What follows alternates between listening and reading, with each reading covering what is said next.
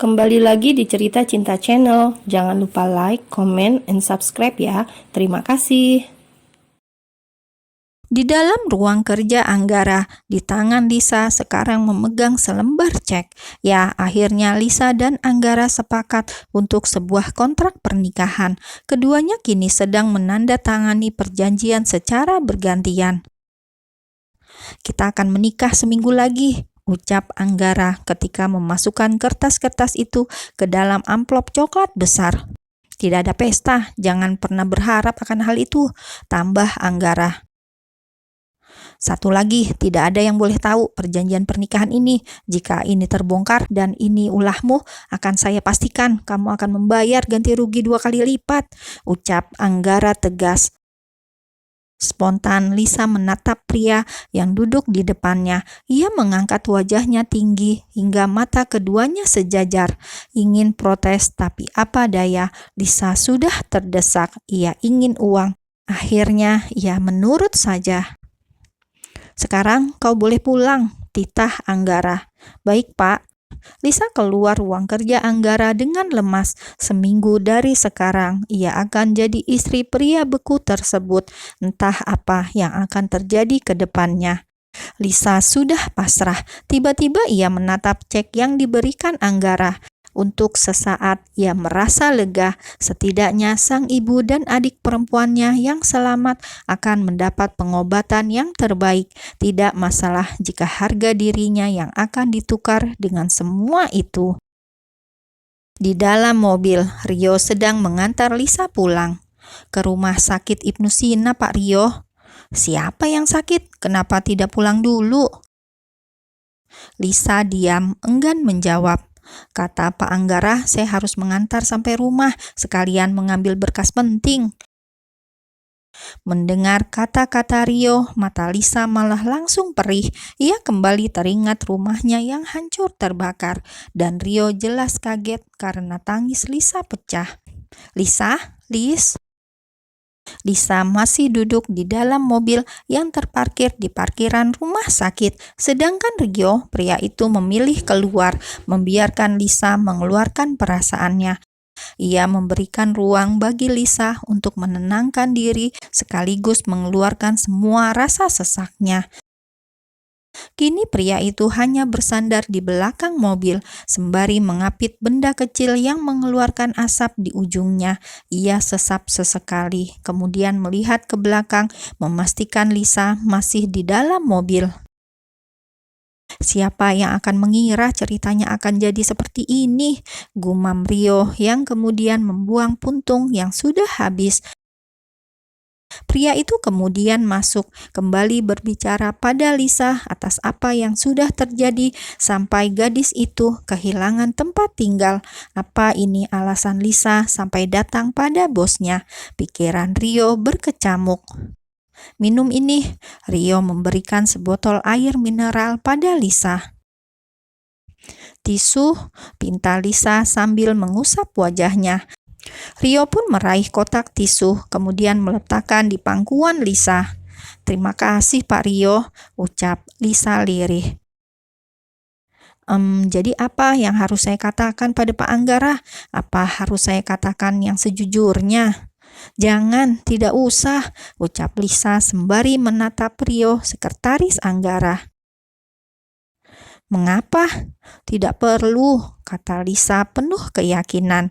Rio lalu mengangguk paham. Lisa tadi sepanjang perjalanan sudah menceritakan apa yang terjadi pada keluarganya, dan mungkin hal itu sekarang membuat Rio menjadi sedikit respek atau entahlah.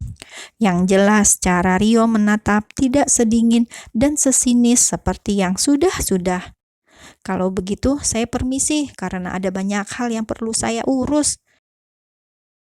Baik, terima kasih sebelumnya, ucap Lisa, kemudian membuka pintu tengah. Ia keluar tanpa menoleh ke belakang, padahal Rio saat ini menatapnya dalam-dalam di balik kaca mobil yang masih terparkir di tempat parkir rumah sakit tersebut. Beberapa hari kemudian, Lisa sedang bicara pada orang tuanya. Ia baru sempat mengatakan ini karena menunggu waktu yang tepat. Rasanya tidak etis izin menikah saat keluarganya ditimpa musibah. 2 hari sebelum kesepakatan menikah dengan Anggara, akhirnya Lisa punya waktu untuk mengatakan maksudnya. Terlalu mepet, ini karena Anggara juga mendesak. Beruntung ada Rio yang membereskan semua berkas-berkas Lisa yang terbakar. Dengan kekuatan uang, kuasa yang besar, masalah yang rumit bagi si miskin pun terasa sangat mudah saat diselesaikan oleh duit. Kini tinggal Lisa yang harus memberanikan diri bicara pada ayahnya. Semoga ayahnya tidak stroke karena Lisa memberikan kejutan besar. Pelan-pelan tapi pasti, Lisa mulai mengutarakan maksud hatinya pada pria yang nantinya akan jadi wali Lisa. Ya, meskipun pernikahan ini diselenggarakan secara diam-diam. Ya, panggil Lisa yang mulai merasa gelisah. Mau izin menikah sudah mirip pengakuan dosa. Hatinya ketar-ketir menanti tanggapan ayahnya nanti. Iya, ada apa? Kenapa wajahmu terlihat gelisah? Ibumu dan Marwah sudah lebih baik. Lalu apa yang membuatmu berkecil hati? Ini ya, tapi ayah jangan kaget dulu. Dahi pria paruh baya itu langsung mengkerut. Ada apa? Apa kamu melakukan kesalahan? Tanya ayah Lisa menatap penuh selidik. Lisa menggeleng, tapi sepertinya dia memang melakukan kesalahan fatal karena berani tanda tangan kontrak pernikahan bersama Anggara diam-diam. Lisa mau menikah. Menikah? Ayah Lisa spontan kaget. Ia pikir Lisa banyak pikiran sampai bicaranya ngelantur kemana-mana. Anaknya itu masih di bawah 20 tahun. Kok bisa-bisanya mengatakan ingin menikah? Apalagi keluarganya sedang terkena musibah. Fix, ayah pikir Lisa sedang halu. Ia pun menepuk punggung Lisa lembut, merasa kasihan. Pasti putrinya mengalami beban mental yang berat. Maafkan ayah, harusnya ayah yang mencari jalan keluar untuk semua ini. Kamu tidak usah khawatir, biar tanahnya ayah jual saja. Untuk sementara kita ngontrak dulu. Lisa mendongak, menatap ayahnya. Ia rasa sang ayah menganggap dia sedang bergurau atas pembicaraan pernikahan tadi, padahal ia benar-benar serius. Ya, Lisa mau menikah dan beberapa hari lagi dia akan menemui ayah.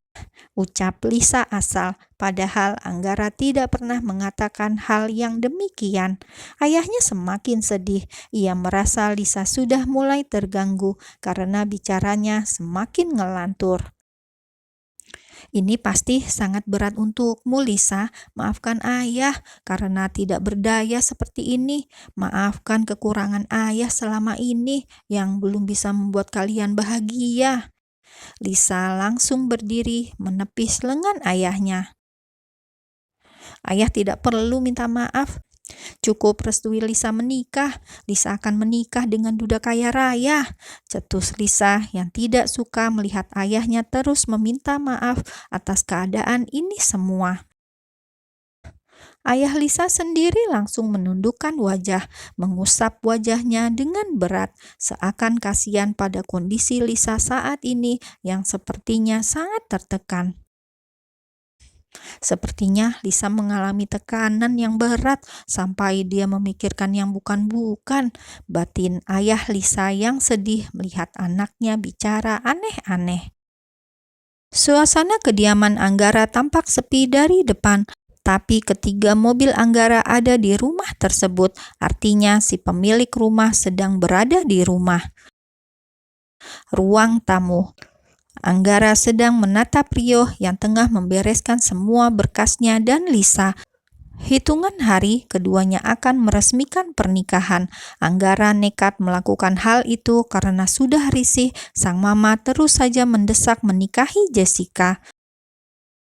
Jessica yang tidak pernah menyerah sering datang ke rumah dengan alasan menjenguk putrinya. Padahal Anggara tahu itu hanya cara Nyonya Claudia dan Jessica untuk mendapat simpatinya.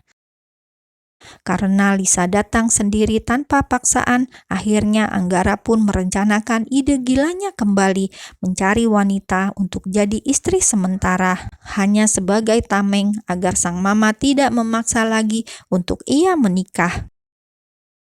"Bagaimana? Apa semuanya sudah beres?"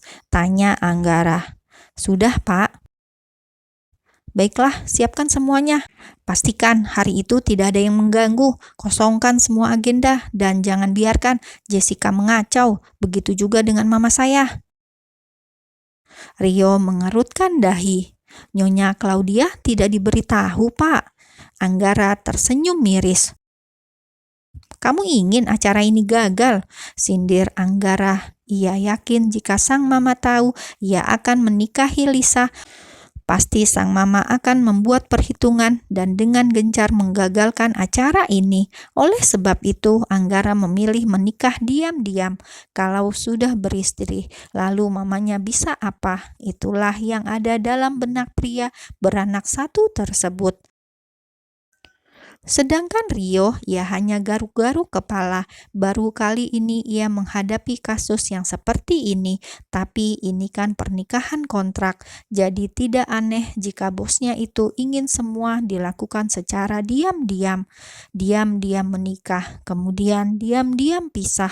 Mungkin itu yang dipikirkan Anggara, pikir Rio. Jika Anggara sudah matang dengan persiapan pernikahan, lalu bagaimana dengan calon mempelai wanita?